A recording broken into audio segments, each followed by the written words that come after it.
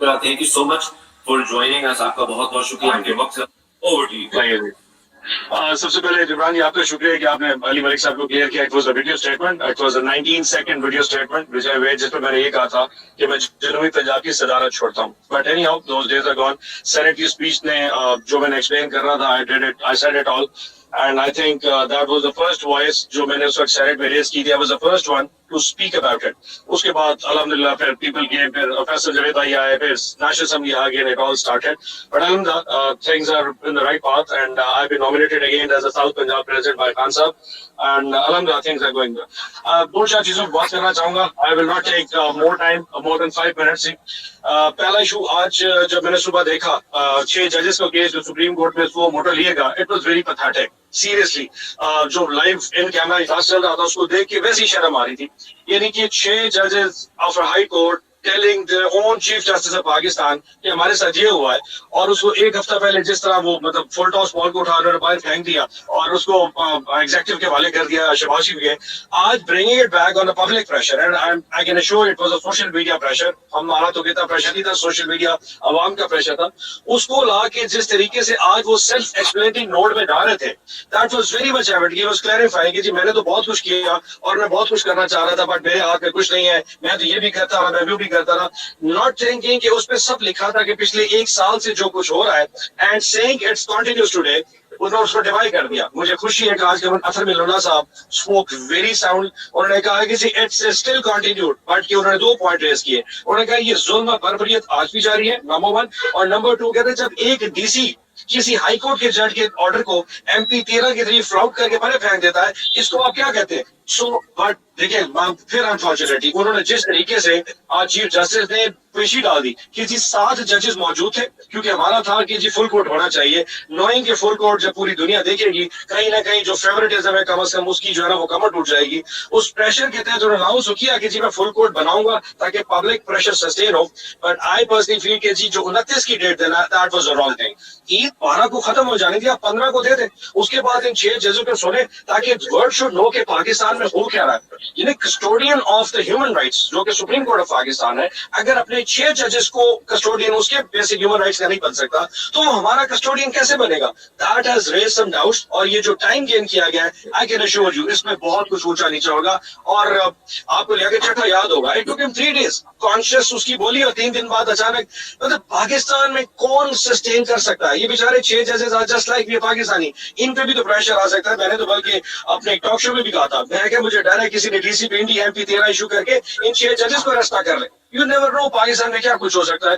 So I hope कि sanity will prevail now, but social media और आवाम का जो प्रेशर है, and I salute to Pakistani public. I have no idea how many people listening to it, but as long as you guys are there defending the nation the way you guys are doing it, कोई यहाँ से भाग नहीं सकता। Twitter बंद कर दे, Insta बंद कर दे, कुछ भी बंद कर देगा। As long as you are guarding this nation, they cannot run away. So my first point was this. Second point was, of course, Khan साहब ने कल जो बुश आपा के हवाले से बात की है, I felt so bad about it.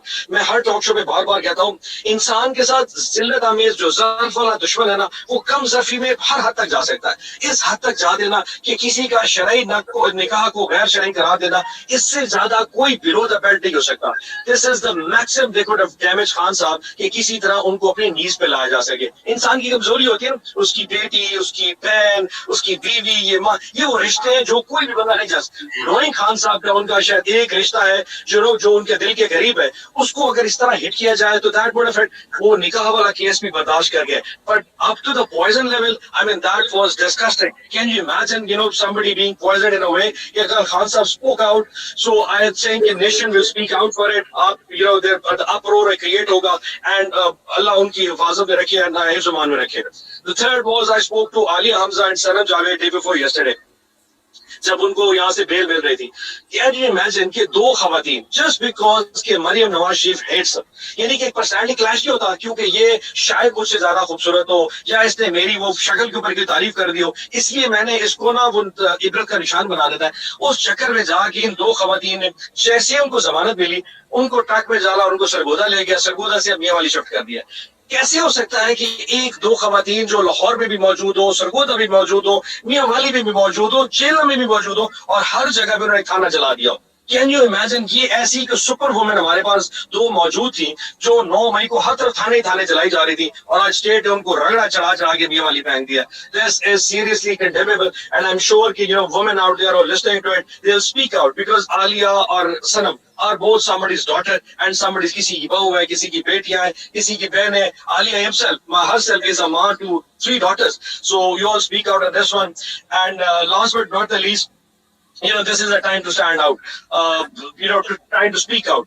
ये जो आप लोग अपनी कर रहे हैं, you're doing the best. I'm sure जो weakness है वो मेरे end पे है. And when I talk about myself, it's my colleagues and everyone. हम शायद कुछ तरीके से चीजों को नहीं लेके चल पा रहे जिस तरह चलना चाहिए था, जो हम कर सकते हैं. Probably that fear factor still haunts our minds. मेरे बहुत सारे दोस्त हैं जिन्होंने शायद वो fear factor नहीं देखा, मैं तो देख के आ बैठा हूँ. But it took 2 months to get out of that whole psychotic mindset जिसमें हम थे. But this is high time. मेरे ख्याल में टाइमिंग मैटर्स. इस टाइम के ऊपर मुझ समय तमाम इतने जो पार्लियामेंटेरियन हैं, जिन लोगों को 8 फरवरी को पूरी अवाम ने इसलिए भेजा था कि 9 को खान बांधने के था, हम पे बहुत बड़ी ड्यूटी है. And I can assure you that I will leave no stone unturned on my part and my south Punjab की तंजीम. हम वो कुछ कर सके जो हमारी कैपेसिटी में. We will not let our hand down, and उसके लिए पूरा हमारे पास एक लेआउट जरूर मौजूद है. मैं किसी लाउड किस्म के क्लेम्स में नहीं जाना चाह रहा. I just want to tell you something कि I swear कि मेरे पास जो कुछ मेरे बस में होगा, I'll do it to bring my Khan back, जो मेरी कैपेसिटी में हो सकेगा. And I'm sure कि जितने मेरे colleagues हैं, चाहे MNAs हैं, MPs हैं, senators हैं, they're all doing their best. उनकी conscience पे भी सब पे pressure है. It's just a matter of timing and the space they all got. But we show every Pakistani कि इंशाल्लाह अगर अल्लाह ने हमें हिम्मत दी, तो just after that we'll do something that will put a pressure on these people. के otherwise जिस तरह ये House of Cards built है, ये बंदर बांट कर दी कि भाई ये सिंध तुम्हारा, बलूचिस्तान मेरा, केपी तुम्हारा, केपी हमारा घर हो गया, पंजाब बांट दिया, चेयरमैन सेनेट, डिप्टी चेयरमैन. इस तरीके से तो मुझे लगता है ये 10 साल तक नहीं जाने लगे. That is a very fearful thing, क्योंकि मेरे और आपके लिए it's good, we're sitting with the homes with the family. But अब खान साहब can we put, हम एक बंदे की कुर्बानी पे सारी अगर खट्टी खाना शुरू कर दें, that's a pure Saraiki word by the way. I think that's a shame for us. So I can assure you on my part and part of my all parliamentarians that we'll do whatever it takes, and inshallah time will come that Khan will come out. Thank you so much for your time, and it was a pleasure with you.